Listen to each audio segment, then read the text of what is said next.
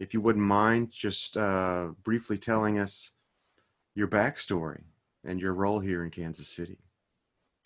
Well, my backstory is that as far as the entertainment industry is, I worked in the record business in the 1970s and early 80s. I started my career working for a company called Friends 2 Music, which was a small label distributor. And we distributed small labels like Flying Fish, Rounder, Testament, mostly blues, folk, and Americana, and jazz. We also distributed Concord and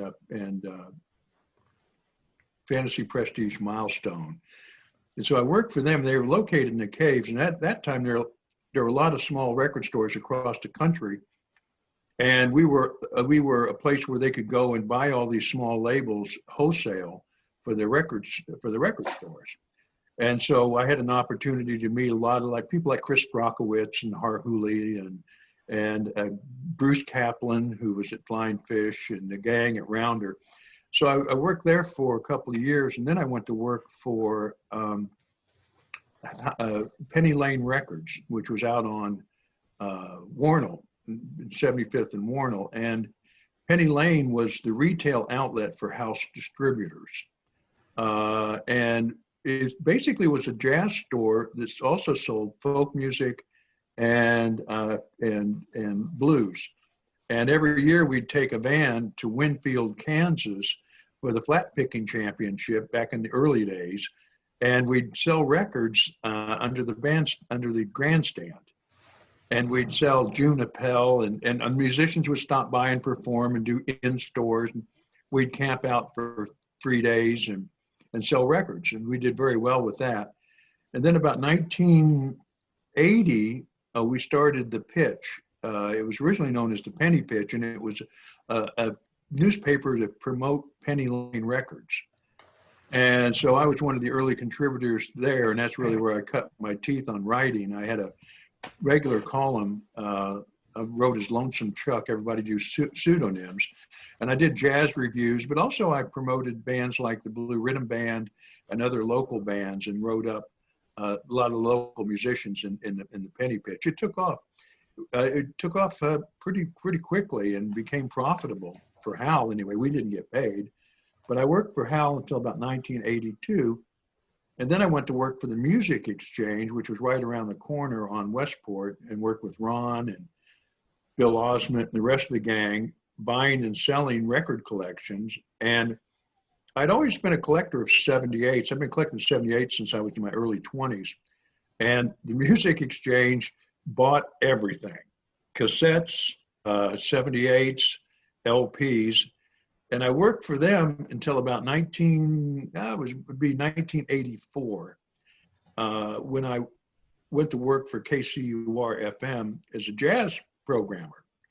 I hosted a jazz show called The Jazz Place from 8 until midnight, Monday, Wednesdays, and Fridays. And I was also engineering the Walt Bodine program, and I really learned how to announce from watching Walt Bodine. Walt had a way of sitting down at the microphone and saying, "Come on in." You know, he was a master conversationalist. And so I watched him do interviews, and that's where I learned to interview artists. And then about 1985, I started the Fish Fry. I was feeling constrained by the jazz programming because there were a number of people at the station. One person in particular that had a lot of power that didn't want to hear anything but swing jazz. They didn't want to hear any fusion music. And I just felt really constrained, and I wanted to do something different. And Lindsay Shannon had been doing Many Phases of the Blues on Saturday afternoon for years. And of course, Bill Shapiro was on at that time, also with Cypress Avenue. So I came up with this mix of the finest in blues, soul, rhythm and blues, jump and jive, and zydeco. And I started out doing it on Saturday night and at midnight, which was a terrible time for me to be on the radio because I was usually pretty drunk by then. And, but if the show really caught on, ironically, next month is the 35th anniversary of the fish fry, and I have a copy of the first program. Barry Lee recorded it onto cassette and gave me a copy, and I'm going to have a night where I'm going to showcase that hour and talk about the history of the fish fry. But I put together a little mixtape for the program director, and I started it off with the Professor Longhair Big Chief. And I came up with this mix, and I wanted to be able to play a wide variety of styles. And the program was very popular with listeners, and they received a lot of positive feedback. So they moved me to Friday nights for a little while. And then when Fiesta Hispana left the airways, was pulled off the airways, they gave me Saturday night from 8 until midnight. That's a lot of programming to do, 4 hours a night. And I was still doing jazz on Friday nights. And then the fish fry was so popular, they asked me if I could do both nights. So since then, for 35 years, I've been playing the finest in blues, soul, rhythm and blues, jump and jive and Zydeco Friday and Saturday nights from 8 to midnight. Of course, when I first started out, I played nothing but records, but as CDs were introduced, I started playing CDs, and today I play a mix of about half CDs and about half LPs. And within the clock, the hour-long clock, I try and touch on all the various styles that I feature in my mix. And I play 3 tracks back to back that are thematically linked either in the content or the style of music. And then I play 2 sets of up-tempo, and I play 1 set of ballads. That's what gives it the brightness. And every other set I lead with a new release. That's kind of been challenging lately because I'm not receiving as many new releases as I used to in the past. So I started doing the fish fry, and then in 1987, I went to work for the Mars Sound Archives. I was hired as a specialist in charge of the Sound Archive. I studied with Gaylord Marr. I've been going to college and studying with Gaylord Marr. I was interested in communication studies. And Gaylord donated his collection of 43,000 sound recordings to the university to establish the Mars Sound Archives. And they brought me aboard as the only employee for many years. And we built the collection in the Miller Nichols Library. And really it's pop music, jazz, Americana, radio programs. And since then, the collection has grown to include over 400,000 sound recordings and has emerged as a leading resource for researchers internationally. In that position, I had an opportunity to meet a lot of individuals who donated their collections, including Frank Driggs, who was the foremost authority on Kansas City jazz. And I met Frank, I called Frank up when I had done consulting on the film Kansas City, also Mr. and Mrs. Bridge. I worked with Capitol Records on their 50th anniversary book and done a lot of kind of interesting projects like that, just a wealth of things like that. And then when Kansas City came out, Frank Driggs released this CD called The Real Kansas City. And I'd been researching Kansas City jazz since the early 70s. And my interest was sparked by meeting Jay McShann. Working in the record business, I got to know all the cats. Jay McShann, Step Buddy Anderson, and all these jazz legends, Claude Fiddler Williams. And so I started hanging out at Milton's Tap Room on Main Street in the early 70s. That's really where I did my graduate work in jazz, listening to Milton Morris tell his stories and hanging out at the Mutual Musicians Foundation. And I always wondered if those stories were true, so I started researching, reading everything I could about Kansas City jazz. Well, when Frank Driggs released on CBS The Real Kansas City, he made some mistakes. And about 1929 recording session in Kansas City. So I wrote him a letter and told him, corrected him on some things. I did so very gently because he's, an older man, and I was young in those days. And when I went to New York City for a conference, I met Frank Driggs, and I went by his house because I wanted his collection. He had the largest collection of jazz and pop photos and swing photos in the world. Fabulous collection, his home in Brooklyn. And I went to visit him, and we had lunch and started talking. And he asked me to join in on a book that he had been under contract to on Kansas City Jazz for Oxford University Press. And he'd been under contract since the 70s. And he'd written a little bit, but he was not really a writer. He was more of a collector. And so I agreed to work with him on this book. And Sheldon Meyer at Oxford University Press sent a contract and added me to the contract. And so Frank and I started working on it. And Frank knew that the story of Kansas City Jazz was in the Kansas City Call, the African-American newspaper here in Kansas City. So I went through the Kansas City Call on microfilm and made copies of all the music references from 1919 to 1943. And I created a timeline that's 148 pages long, single space, of what happened on each week, each month, each year.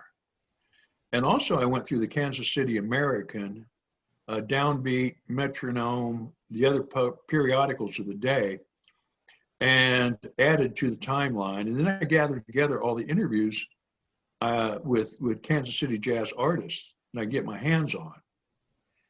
And once I was done with all that, I began writing. And Frank didn't write any of it. I wrote it all.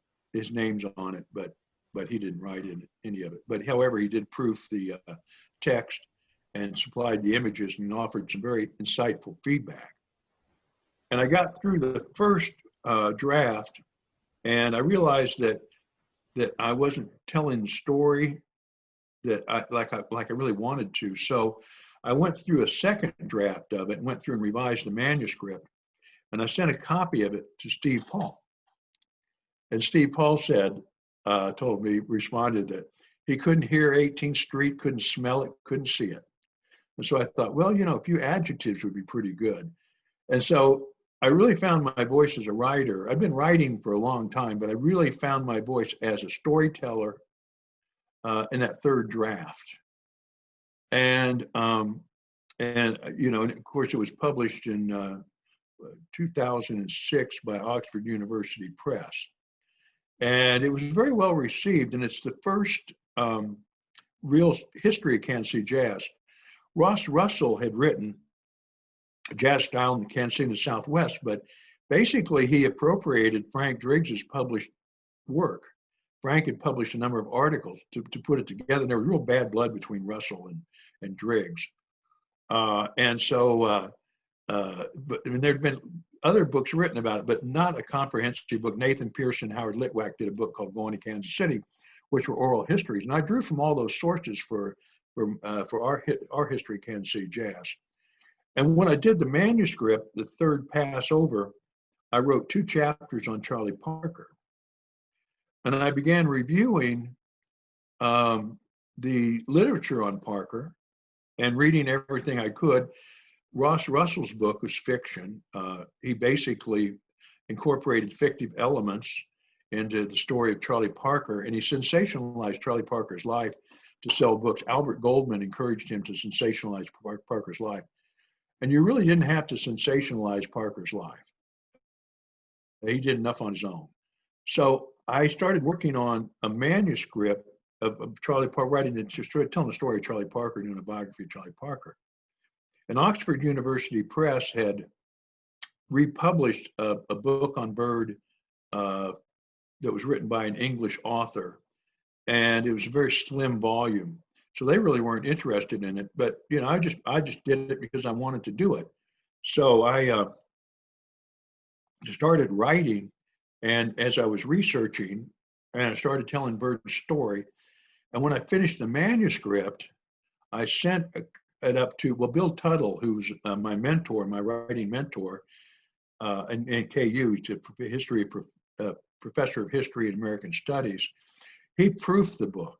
And I had a number of the people that proofed it, including Joan Dean, the emeritus in the English department at UMKC. And Gaylord Marr also edited my Kansas City book. So I had a lot of eyes on it. So I was able to, I'm not real good with punctuation. I play fast and loose with punctuation, so that was great. And also they suggested words. So I circulated and worked with a lot of different editors. And Bill Tuttle was one who really edited my Charlie Parker book, he and Joan Dean.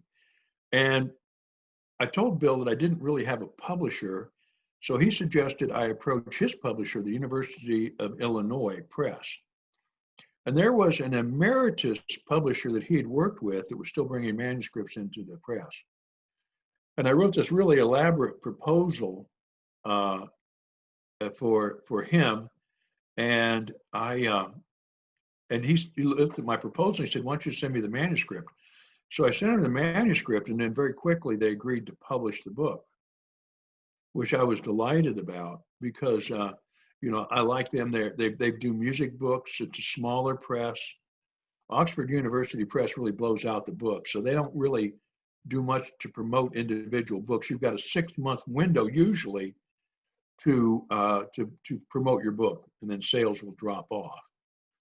So I was delighted to work with University of Illinois Press, but at the same time that my book was published, Stanley Crouch published his first volume of his biography of Charlie Parker. Dan Morgenstern was reviewing the head of the Institute for Jazz Studies was reviewing my manuscript, and he sat on it for 6 months until Stanley published his book. Stanley's book was scheduled to be published because they were buddies. And Dan was mad at me because several individuals had pulled collections from Rutgers and sent them my way. But it turned out that Stanley and I got along great. And Stanley's book's a very different book. It's a fiction book. It's really fictive. He goes into Parker's imagination and Rebecca and all this, and he got a lot of the stuff wrong actually, but because he's Stanley Crouch, it sold pretty well. But I had the opportunity to do joint appearances with him at the Chicago Literary Fest and also here in Kansas City, and we got to know each other a little bit. So, between the two of us, we really told Charlie Parker's story, although mine goes up to the end of his life. And I told it in a very straightforward manner. Now, the Kansas City book is different than the Bird book. The Kansas City book is written more like a screenplay. It's episodic. When Andy Kirk leaves town, Benny Moten comes back to town, the focus switches to Moten. So I'm telling a lot of stories at the same time. So I wrote it like a movie script. But the Charlie Parker book, I'm just telling Charlie's story really with backstories on those he encountered. I just told it pretty straight ahead chronologically. And also I didn't sensationalize his life. I did touch on his drug addiction, but I didn't dwell on that. Mainly I was interested in his life and music. And so I was able to tell his story. And one of my regrets is I didn't talk to Kim Parker, because I felt that I didn't want to interfere with any book that she would be writing. But when the book came out, she just loved the book. Just loved it. And I had the opportunity to interview her. And so, and the book really has had legs. Both books have had legs. With the Charlie Parker Centennial this year, I've been doing a lot of radio, television, podcast interviews. And I was approached by a young man, Chio, in Japan, who wanted to translate the book and publish it on his own. And I didn't want to do that because I always like to work with my publisher. So I had him contact University of Illinois Press, and then he contacted Shinko Music and Entertainment. And they brought in a translator to translate it, and it was published last month in Japan, and it's been very well received with articles in Jazz Tokyo. So I'm very happy about that. And I'm going to be doing a Zoom roundtable with a guy who's writing a fictive book on Bird in LA for the Grammy Museum.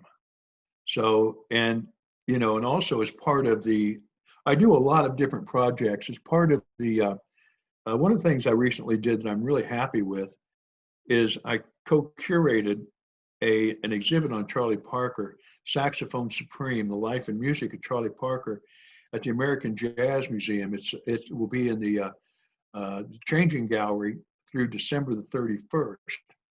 And I did it on the fly, and I worked with Jerry Sanders, who is the director of collections at the American Jazz Museum. And I wrote the text and she proofed it. And then we selected the images and we created 12 panels. And then she supplemented it with artifacts and memorabilia from their collection. It turned out to be wonderful. We did it. We agreed to do it just as COVID was breaking out, and we did it on the fly. I worked all spring and summer on that, creating one panel at a time. And the narrative is based upon my book. It's like a Cliff Notes version of my book, but it was driven by the images that we had. And we drew from both of our collections and also the Institute for Jazz Studies and the Norm Sachs collection. So I'm real happy with the way that turned out. And it's going to be a traveling exhibit, I think. We're talking to Mid-America Arts Alliance, so that'll go out on the road. And we're hoping that it will go out on the road. They're very interested in it. So, and I've done a lot of projects over the years. There's just, too numerous to mention. But, I enjoy, being creative and writing and doing radio and collecting records for the university and collecting manuscripts for the university. Over the years, my as far as the Miller Nichols Special Collections, over the years, my duties have changed. Originally, I was in charge of sound archive, and I'm a curator now. So Derek Long really runs the day-to-day operation, and I'm just there when he needs me. But also, I worked with Labuddy Special Collections in developing their archival collections. He brought in Jay McShann's collection, Mel Lewis's, Buck Clayton's collection. And, as I met people, I just, basically said, hey, we'll provide a place for your collection. So we've developed this world-class research center that has a digital library associated with it of the images and also all this audio. So that's basically my backstory. Could you briefly tell me, I know you had something to do with the photograph collection at the Mutual Musicians Foundation, and that's when I moved to Kansas City in '93, I would just kind of hang out there and listen to stories of everyone that was still alive. And of course, back then it was going both Friday and Saturday all night, and was a really great place for someone in their 20s to hang out all night. And so, I became kind of just a taxi driver to a lot of these guys just so I could get stories. And, the photos always really meant something to me. But I understand you had something to do with the preservation of those. Yeah, I began hanging out at the Mutual Musicians Foundation in the early 1970s. And that time you'd walk in and Herman Walder, Jay McShann, all the John Jackson, all the cats would be hanging out. And so, and I got to know them, and I got to know Ramonda Dokes first. And of course, Carol Jenkins was in charge at that time. Years ago, the piano at the Mutual Musicians Foundation was shot. And Sam Johnson was the president, and Carol Jenkins, I think, was the business manager. And so we did a benefit for the piano fund of the Mutual Musicians Foundation at Harling's. I was working with Rich Hill, and Rich was playing at Harling's with Ida Macbeth.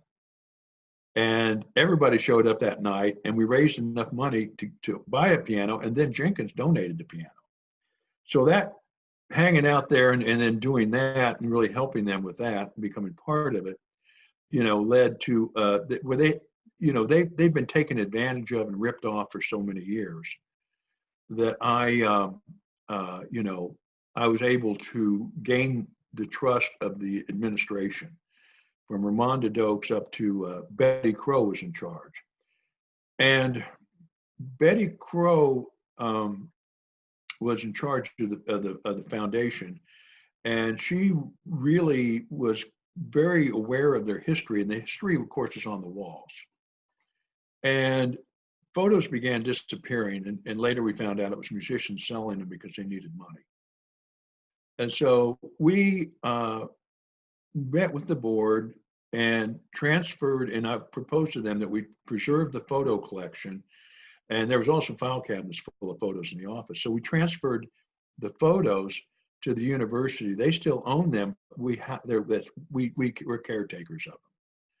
And when we redid the display, we incorporated a lot of images from our collection in a display that was temporary. And then Manuel Cleaver, did an earmark for the foundation of $180,000 to create a new display there. And originally we were in the running to create a new display, but Jerry Esterholtz got the bid on it, and we worked with him to create the display that's up there now. But a lot of the images on the second floor originally came from our collection. So yeah, that's how I've been working with. I've worked with James McGee also on a number of projects too. They're struggling because they really rely upon the money they make on Friday and Saturday nights, and I don't know how attendance has been or how things are going down there. But yeah, I did work with them. Well, great job, and I see they're all bolted to the wall. Yeah, they are. They break your heart, And Yeah. I mean, first thing we did, of course, was just make copies and put copies up so that if anything were to disappear, we could replace it. And we also documented the order they had on the wall. We made pictures and we carefully documented where things were, so we could actually go back in and recreate it. But it's up there now, and it tells the story now. I wasn't there, but one of the things that opened my eyes was The Last of the Blue Devils, Bruce Ricker's film. I went to a screening of The Last of the Blue Devils, and also they had a concert at one of the temples over on Linwood, and everybody was there playing when the Blue Devils, just right before it was released. And they showed raw footage of the Blue Devils, and I went in there and I said, "Hey, I'm home. This is where I want to be." Another thing that inspired me was the 1980 traveling exhibit by the Mid-America Arts Alliance, Kansas City and All That Jazz, going to Kansas City, produced by Nathan Pearson and Howard Litwack. I worked with them a little bit, loaned them some of the material from my collection, and they did this concert over by the Nelson Atkins Museum of Art. Big Joe Turner came to town. And it was Jay McShann. I've got the poster in my office. And Claude Fiddler-Williams, everybody says, a celebration of Kansas City jazz. And they put out this little booklet, and then they put out the book Going to Kansas City. And that really kind of inspired my research. And so, I'm kind of backpedaling here, digressing, but that was inspired me to write my book. Do you know, I guess Clint Eastwood produced that film, right? The Last of the Blue Devils. That was his kind of first jazz film. Well, no, Bruce did it on his own. Mm-hmm. And then Clint Eastwood helped him edit it, the raw footage, and they refashioned it because Bruce was not a filmmaker at the time. He was interested in film, but he'd never made a film before. And he was hanging out down at Milton's Tap Room and living with John Arnoldy and hanging out with David Perkins, who were both writers. And Arnoldy wrote the script for it, John Arnoldy did. And he borrowed $10,000 and he just shot it. He just did it. And then it was a pretty rough cut.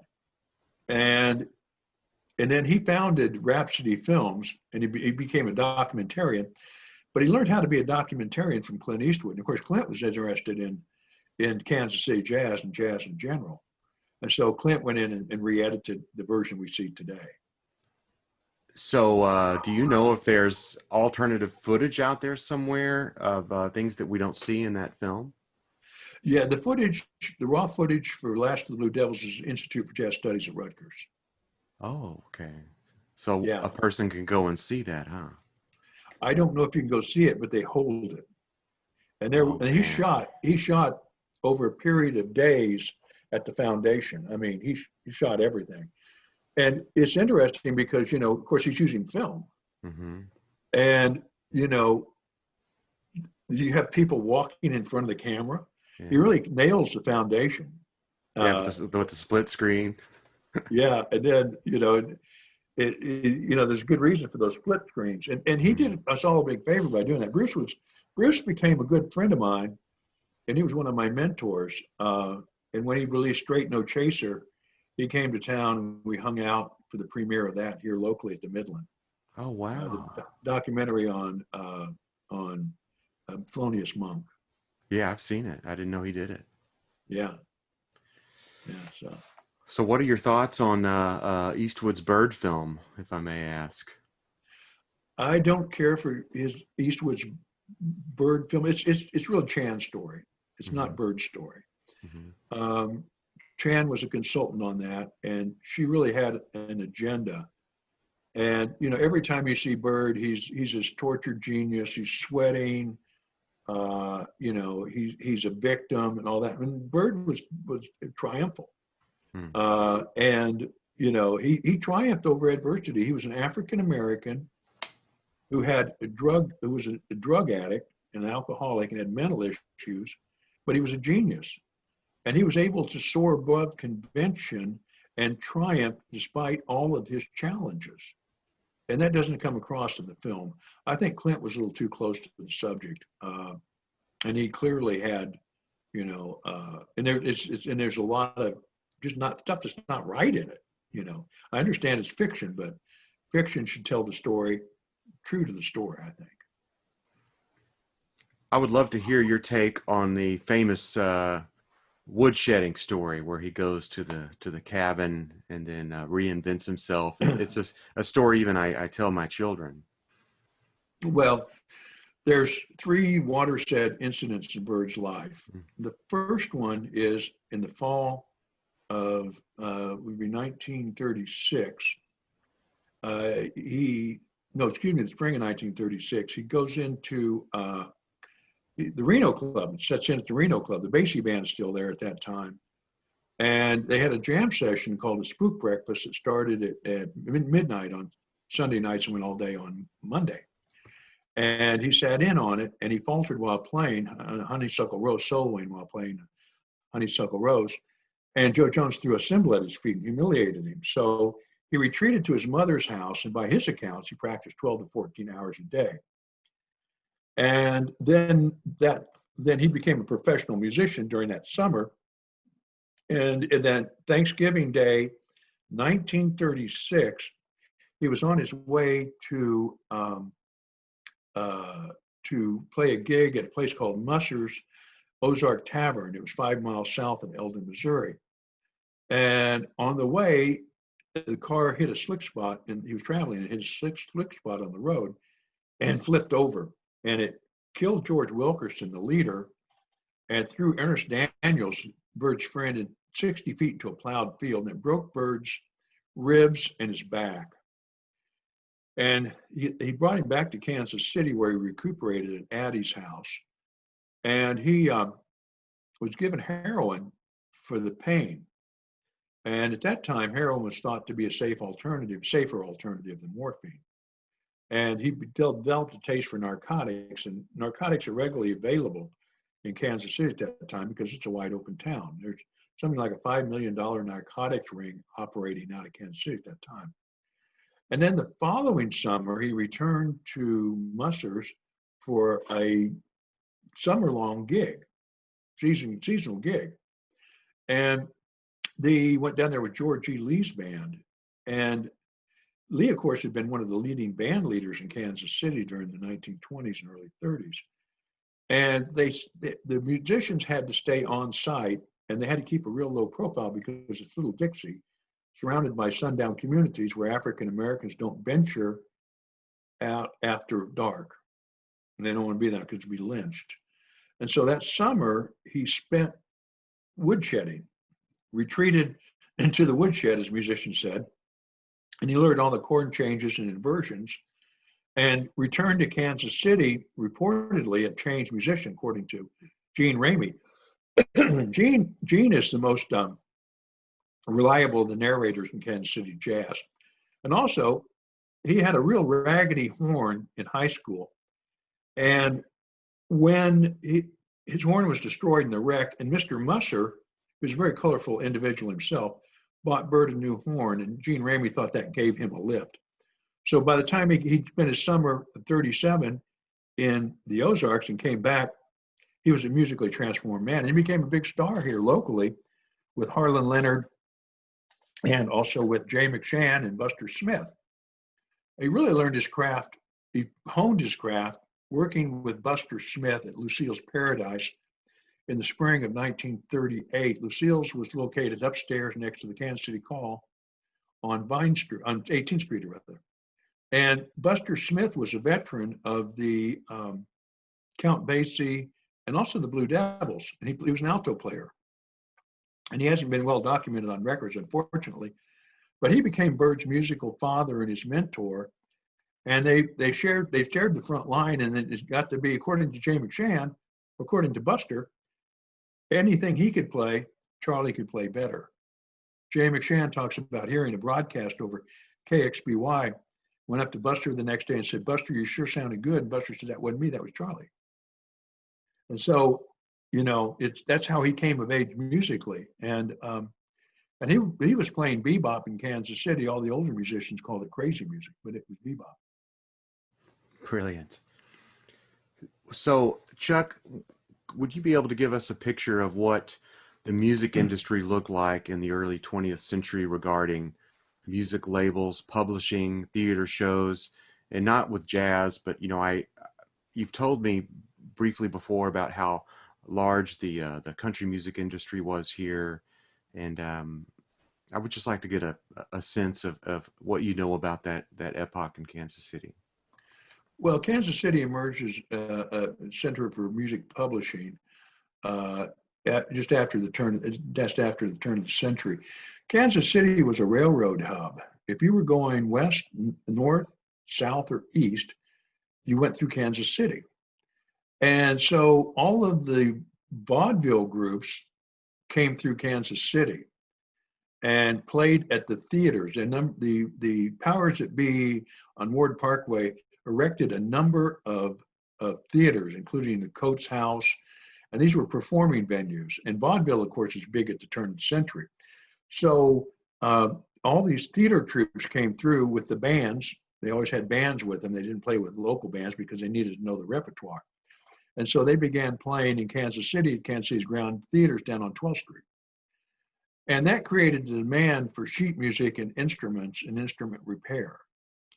So a number of publishing houses and music stores cropped up, including Jenkins Music, Carl Hoffman's Music, Kansas City Talking Machine Company, which produced cylinders here in Kansas City. And so they distributed originally sheet music and then began publishing sheet music. Jenkins Music became a major publisher of sheet music. And when ragtime comes along, they cashed in on that craze, and Charles L. Johnson wrote a number of rags that were very popular. And in 1899, they published original rags by Scott Joplin. Hoffman Music Company published that one. So Kansas City becomes a major publishing center. So that attracts all of the ragtime composers to come to Kansas City. James Scott, Dave Bowman, Joplin, of course, published here for just that one song. And a number of other composers were attracted to it. And also they were publishing pop music. And then The Letter Edged in Black was published by the Kansas City Talking Machine Company I think it was around 1899 too. And it was the first country song to be published. Early country song to be published. It's a song about a man who's at his window and he sees the postman coming happily along, only the postman's bringing the news of his mother's death. In those days, when a family member died and another family member was in another city, they would send them a letter edged in black and indicating that somebody had died. And so Hattie Nevada, Harriet Woodbury was her name, but she wrote it under the pseudonym of Hattie Nevada, wrote the song and published it, and it sold something like 300,000 copies. And so, you know, if there's money, you're going to have industries going to follow the money. So other publishing houses cropped up. 12th Street Rag was published originally in Fort Worth and then published here, and it became one of the greatest selling rags of all time. And it was written by a white guy named Uday Bowman. So Kansas City has been, and it's also been a long destination in song. And so when the record industry began to develop during the teens, naturally these music stores began carrying records, and Jenkins became a major outlet for records, particularly white records. And then in 1920, Mamie Smith records Crazy Blues.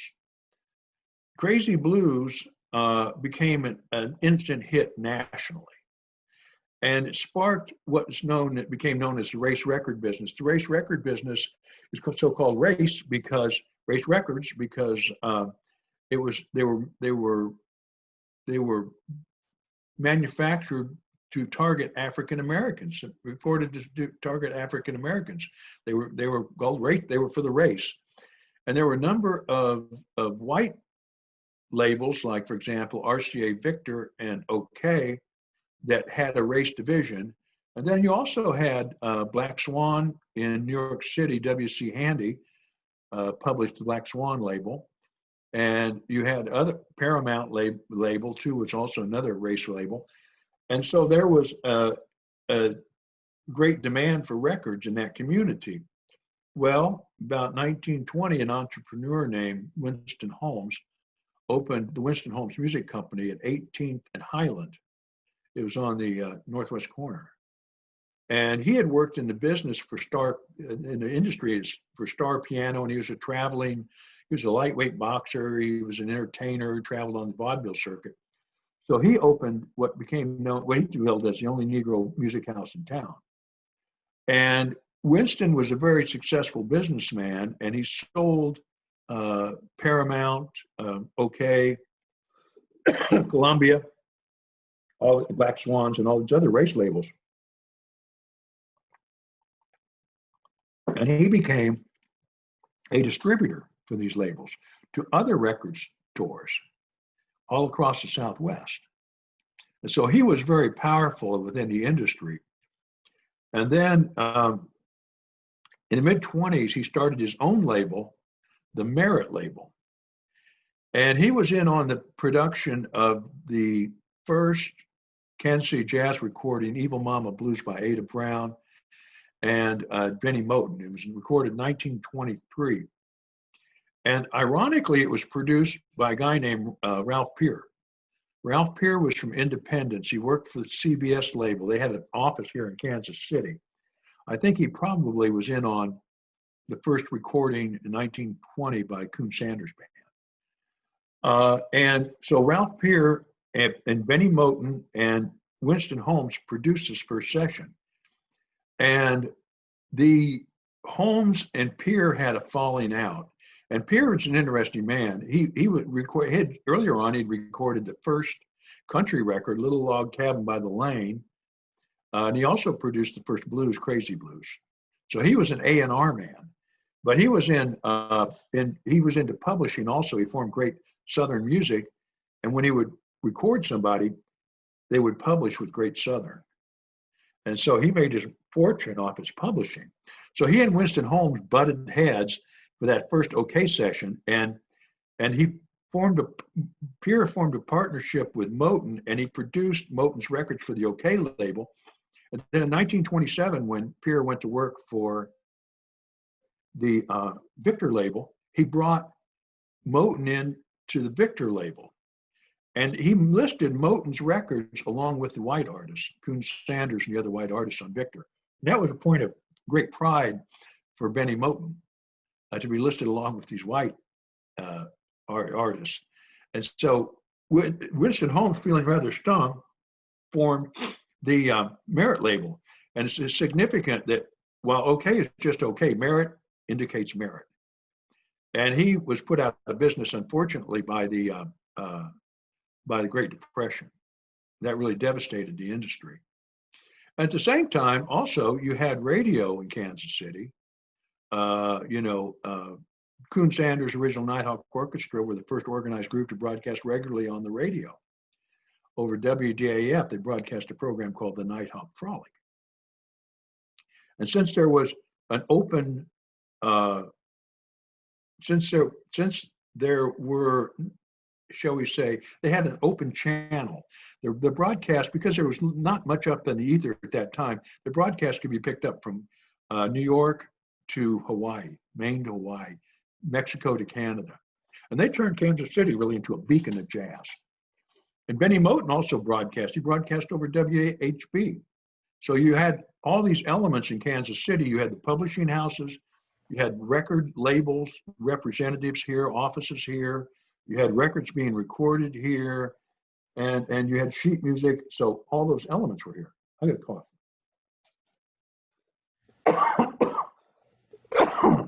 I haven't talked this much in a long time, Bill.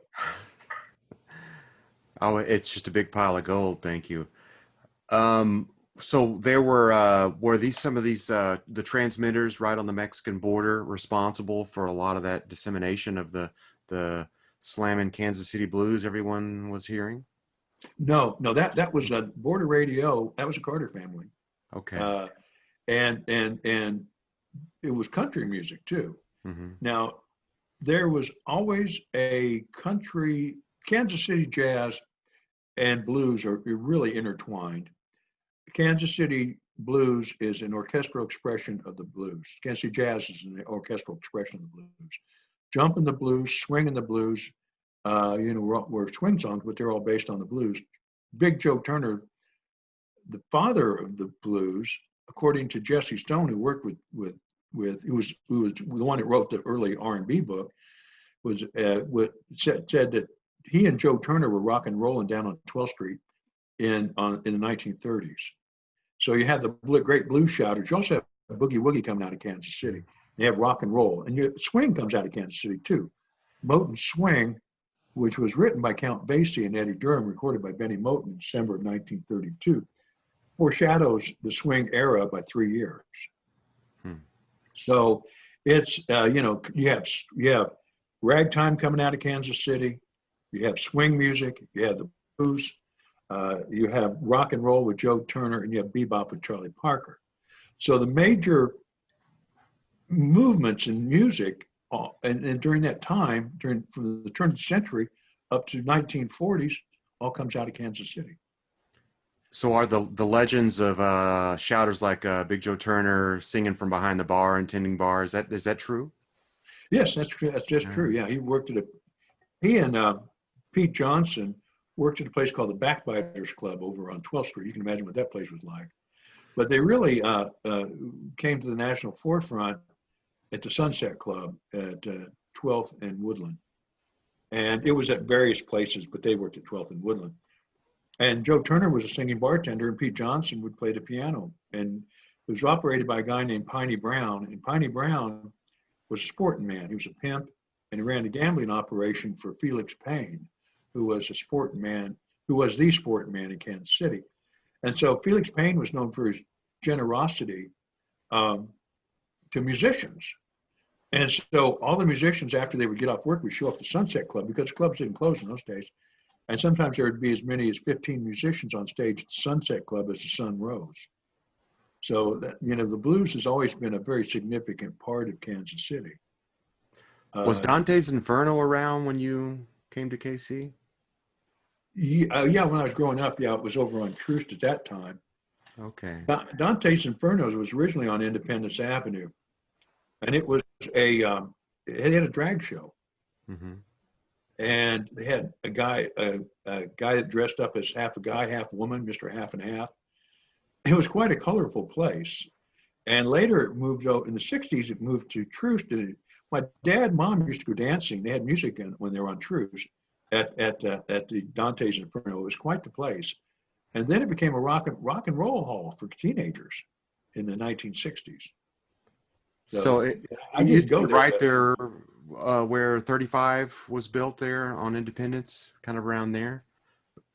Yeah, it was on Independence Avenue, and I can't remember the cross street, but Dante's was a very popular club. Of course, it was a devil theme, and the waitresses all had devil outfits on, little devil outfits with tails with cigarette lighters at the end so they could light your cigarette. Oh my Uh, God. and it was a music venue, but it was also a drag club too. There Mhm. was that whole tradition of the LGBT community here in Kansas City. Both in the African American community and the white community too. Kansas City was a wide open place, so it was very tolerant of lifestyle, shall we say. And a lot of the drag performers would come through here that were touring nationally, but also the Dante's Inferno had a very popular drag show. Later on, of course, you had the Jewel Box, and it was a popular venue, advertised in magazines. The scene was not underground here in Kansas City; it was above ground. Well, Chuck, we find ourselves now in kind of a uh, our own industry, the music industry, being disseminated through this pandemic. I'm curious to know what you think happened. What decimated those old industries in our town? You mentioned the Uh, Depression earlier. yeah, well, the Depression actually enriched Kansas City's music stock because Kansas City was prospering when the other small towns around other towns across Southwest were drying up and blowing away, along with the Depression. So it attracted a lot of musicians to Kansas City, and we had a union here, Local 627, so if they were, it was affiliated with the National Union. So if you were an African American, you wanted to join 627 because you made a better pay scale than freelancing, and you were also afforded the same privileges that your white counterparts were that worked for 34. But what destroyed the swing era and really put into to the really golden age of Kansas City jazz is when Pendergast was indicted for income tax evasion in 1938. Reformers took over. They closed down 12th Street, they closed down 18th Street, they closed down all the clubs. So the musicians didn't have any place to work. And then the second double whammy was the World War II. It decimated the ranks of the band and made touring impossible. And then the shortage of shellac ceased production of records. So that really changed things.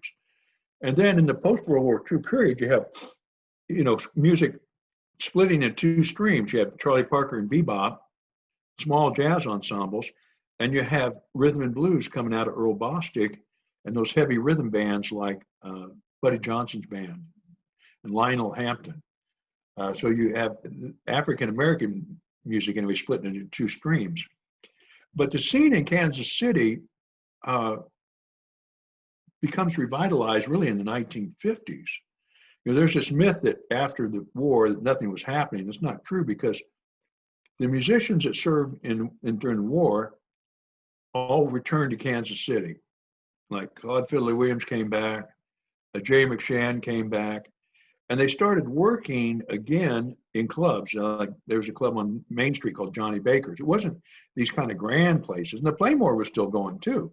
Playmore and El Torreon well, not the El Torreon, but the Playmore was still going in the 50s.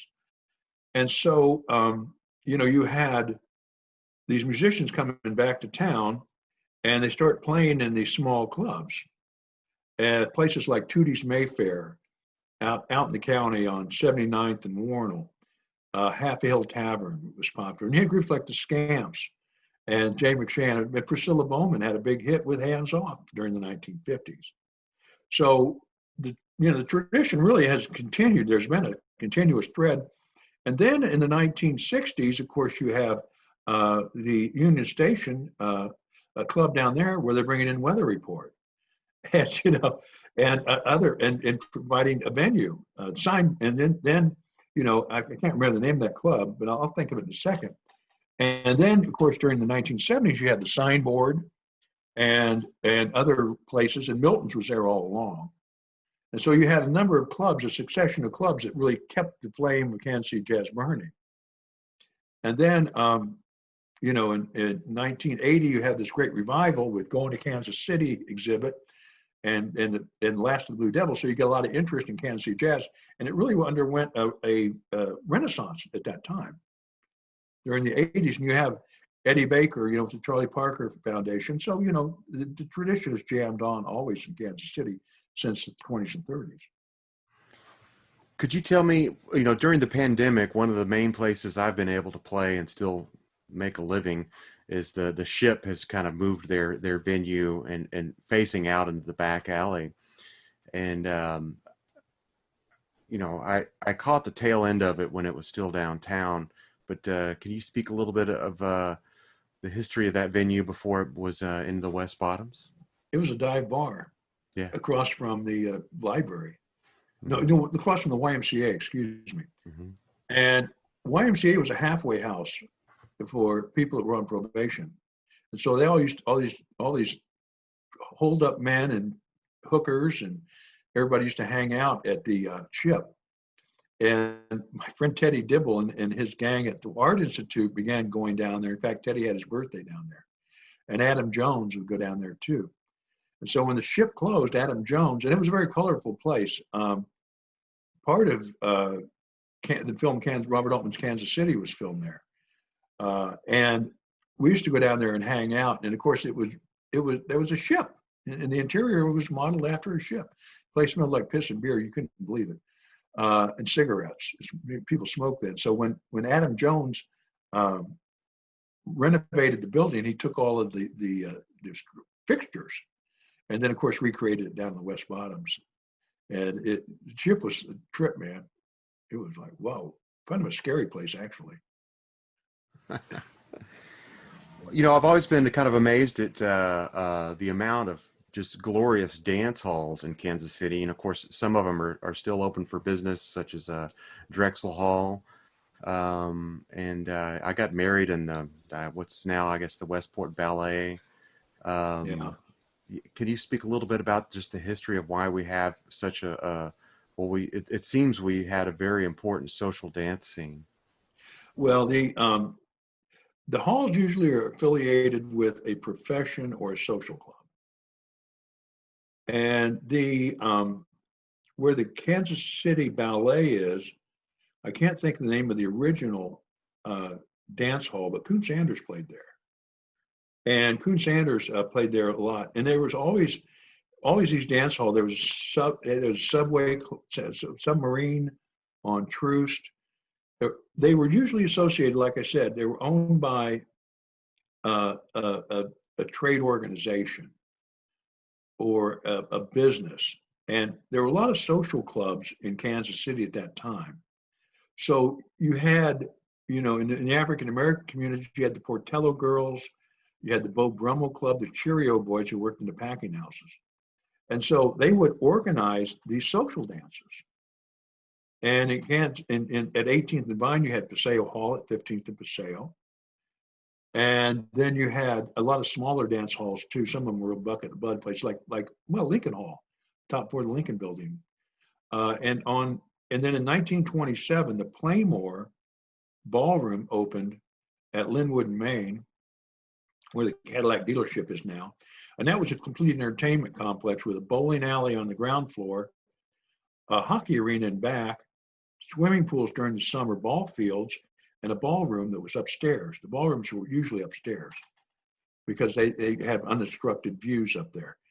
And that opened in Thanksgiving 1927. Gene Goldkett opened that venue, and he booked it for the first year, and it became very popular. And then in December 1927, you had the El Torreon open, not far from there, over on 31st and Gillum. And the El Torreon was modeled at a Spanish mission motif. And it wasn't as elaborate as the well-appointed, shall we say, as the Playmore. But it was a very popular dance hall too. And Coon Sanders played there, and the Texas Tommies, Phil Baxter and Texas Tommies. And then as a result of these white venues opening up, they could accommodate, like Playmore could accommodate 3,000 dancers. You had these African American bands starting to come through, Fletcher Henderson, Fats Waller, that were touring the country, and they would play at these ballrooms on Friday and Saturday nights and Sunday. And then on Monday night, which was like the day African Americans had Monday off. If you're a porter or a maid, you would take Monday off. That's what day you would get off. And so these bands would go over and play Paseo Hall for African American audiences. So you have this national influence coming to Kansas City and influence the Kansas City bands. Fletcher Henderson, one of the top bands in the country, would play there.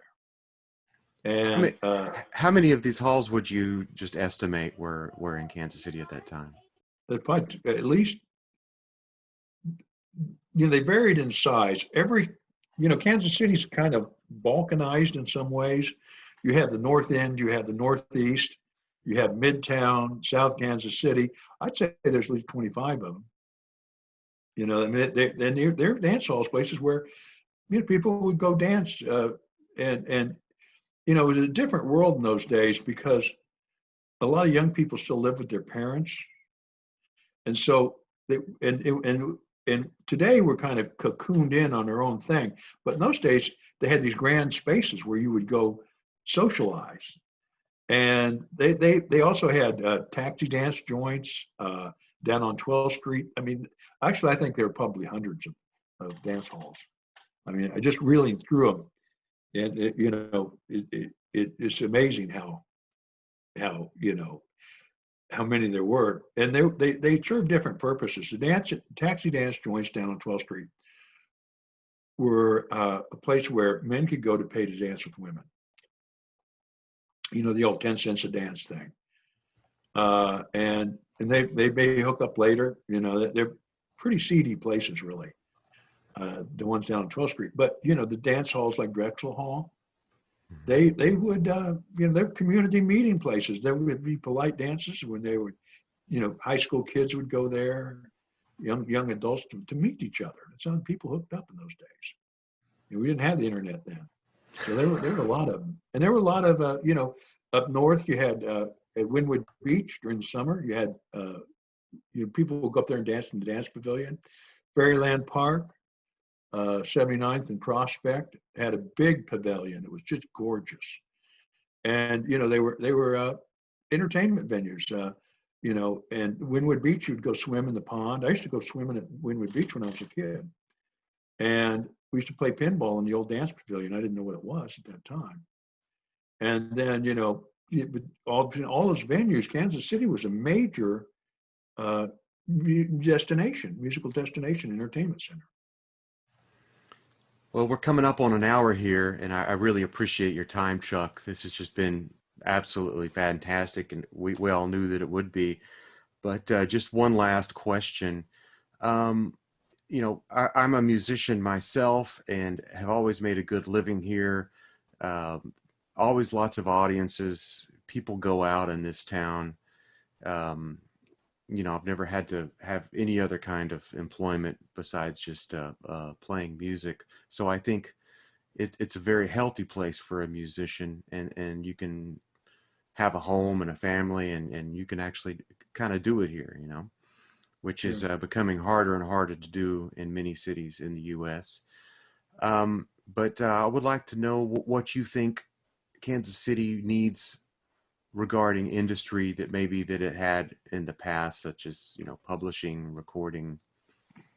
What would you see that? Well, I think first thing, I think we need to get the venues back open and figure out how to do live music again, because that really is what puts money in musicians' pockets, is performing for the venues. And also, I think that one of the things I think the Folk Alliance has made us aware of is the folk scene here that's been kind of ignored. When I was coming up, I went to the Vanguard. I went to coffee shops downtown and saw, folk performers down there. I think we need to have kind of a clearinghouse to help musicians publish. What I'm seeing is, I get CDs from a lot of labels, and anymore what I'm seeing is downloads. I'm not seeing the physical object. There's kind of a disconnect. The labels want to do downloads, but people want to collect records. For the first time, records are outselling CDs because it's old guys like me that collect CDs. And I think that what we need is to have studios to record, music and a way to distribute and promote music. You know, I deal with Blind Raccoon, a woman named Betsy that distributes CDs to radio stations for airplay. You know, she sends me probably 2 to 3 CDs a week and tracks them to make sure they're getting played. And there's a number of companies like that, firms like that, that help musicians get their product into radio stations. We need to have that happen. I think we need to cultivate festivals, and I think the city needs to do more to support the musicians here in town. I think the federal government needs to do more too. As I mentioned at a board meeting the other day, advisory meeting, you know, during the Great Depression, artists were supported. Musicians were paid to create. Artists were paid to paint.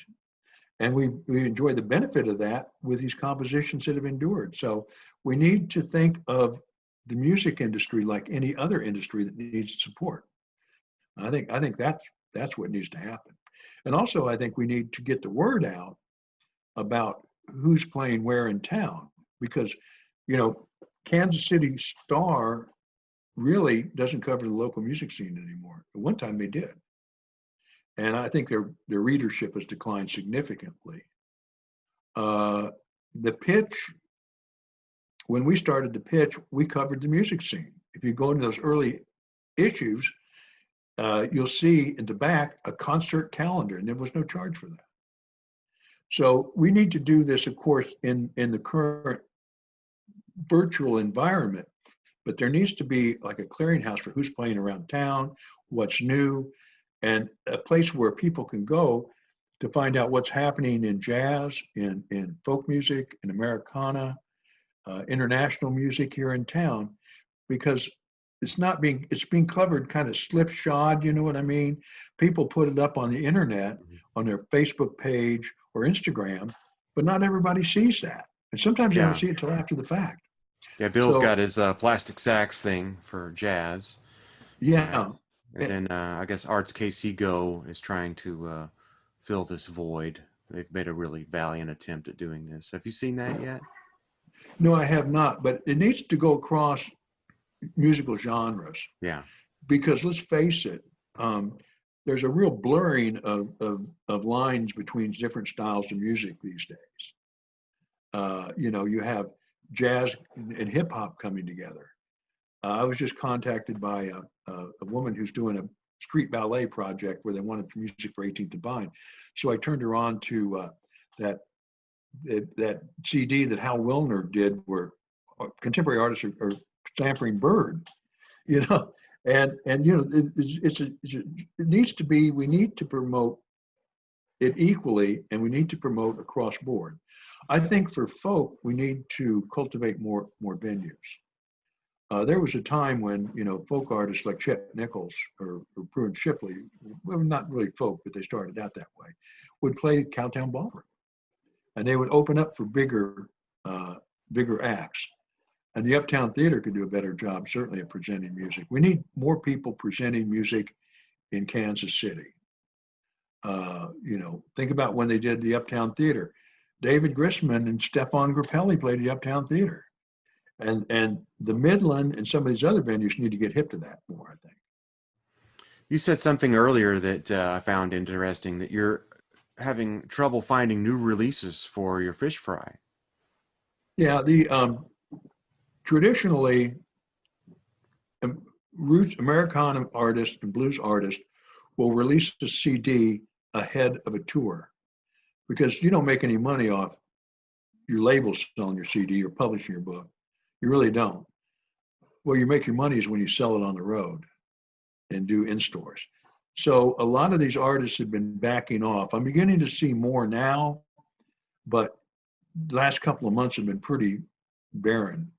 And in the era of self-produced CDs too, a lot of the stuff that I get is just not that good, you know. Unfortunately, you know, somebody shouldn't be singing maybe, or, you know, rocking out guitar, you know. I receive a lot of stuff that just doesn't, I don't really play, but I always audition it because the person put their heart and soul in that. Or maybe I find one or two tracks I can play, but there really hasn't been that many CDs. And increasingly, like Alligator Records, they're sending me digital files. And that's problematic for me, making digital files available as downloads. I'm an old school record collector. If you look behind my computer, all my records are all laid out in the room I'm sitting in right now. And I would rather use a CD, because if I get a digital file, I've got to play it. I can't go into the automation system. I don't know how to go into our automation system to put that file there and play it. I'm just not set up like that, So I want to get my hands on the CDs and LPs. So it has been a challenge lately, but I've got a lot of CDs and LPs to draw from that I haven't played in a long time too. So, but I do want to showcase local artists. And also another challenge we're all facing, of course, is there was a time when I would do interviews with artists that were coming through town.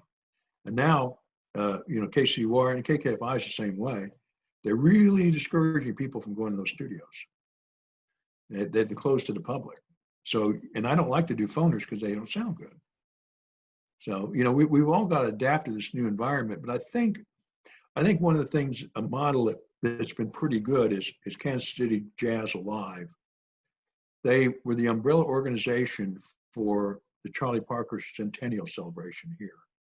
And they worked with the foundation, and well, not so much the foundation, but the American Jazz Museum and the other groups to coordinate things. And we came up with a film on Charlie Parker, an exhibit on Charlie Parker, and other virtual experiences.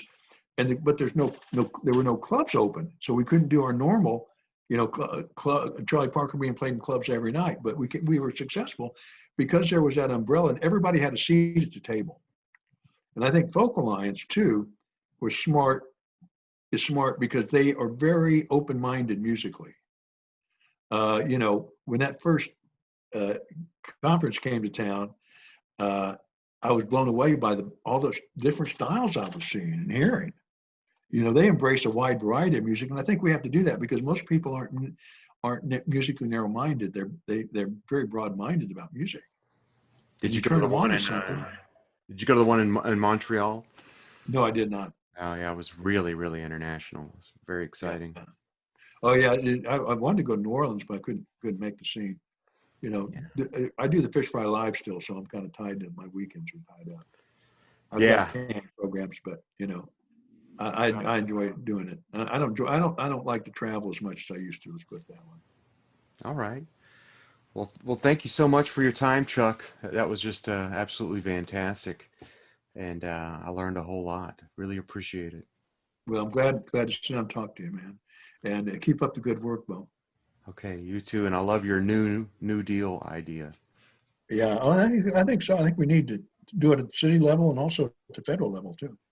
I agree. I mean, the arts makes it all is what gets us through life. All right. You take care of yourself, bro. All right. Bye, Chuck. Talk to you soon, man.